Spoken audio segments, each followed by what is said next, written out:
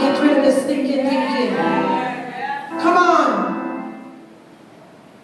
And the more circumstances come against you, the more desperate you will become.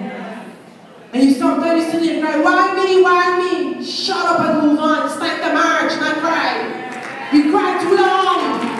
Crying doesn't change God. It's your faith that moves God, not your tears. Come on. Tears don't move God. Faith moves God. Desperate people move God. And if you look throughout the scripture, all the people that became desperate move God. A man like David and all those others, they caused God to work on their behalf. That's why David was known as a man after God's own heart. It's not that in sin he was a man after God's own heart, but he was a man desperate like God. He saw things and he changed them. What he didn't like, he changed. What you don't like around you today, it's time for you to change.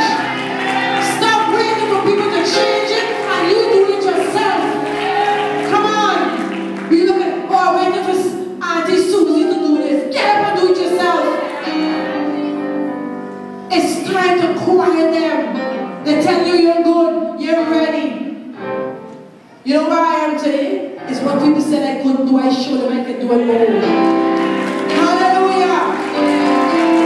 They motivate me, your motivators or your opposers. Come on. You will never be motivated. Without an enemy, you have no future. Without the Judas, you have no resurrection. Come on. Hallelujah. When Judas now, you are getting vexed and crying and going, oh, the lie on me, the this. They're always like that.